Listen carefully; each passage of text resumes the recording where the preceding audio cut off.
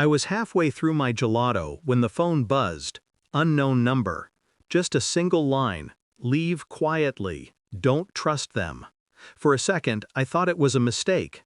Then I looked up across the cobblestone square. My son and his wife were laughing too hard, too staged, too synchronized. The sweetness on my tongue turned to ash. 3 months earlier, I buried my husband. A sudden heart attack, the doctor said. He was my anchor, my only ally.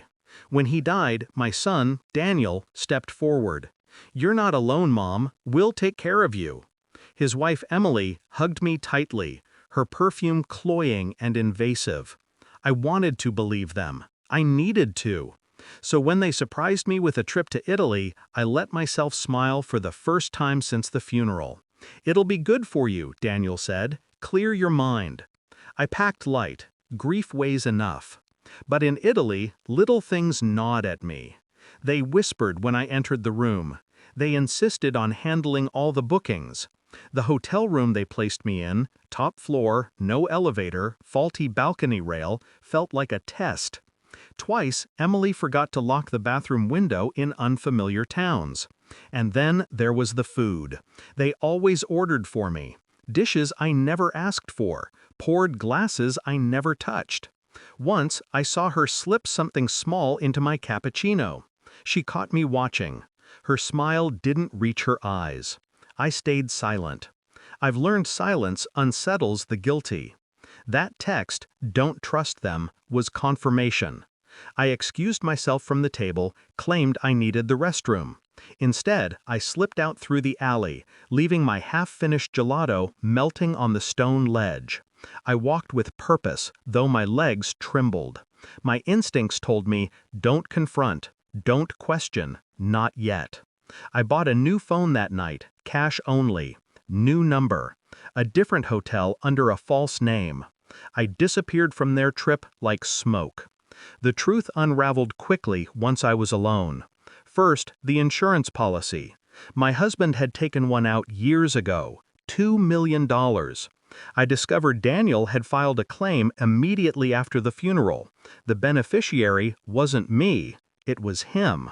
Second, the forged documents. Bank statements showed transfers I never authorized, signatures I never wrote. Emily's handwriting was neat, practiced.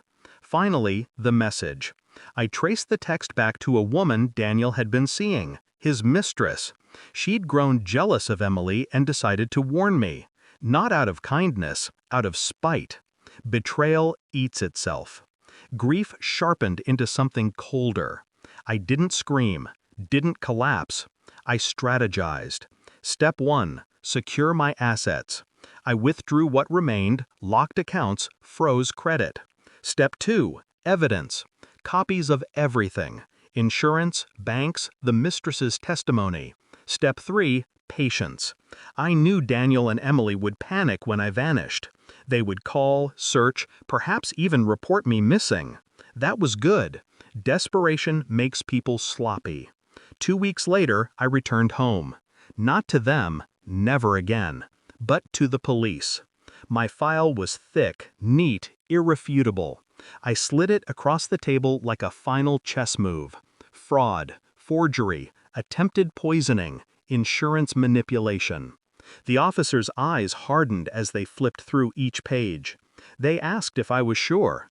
I nodded once. I buried my husband, I said. I won't bury myself too. The climax came quietly, as all true reckonings do. They were arrested at the airport, trying to leave for Mexico. Emily screamed, clawing at the air. Daniel's face went pale, slack-jawed.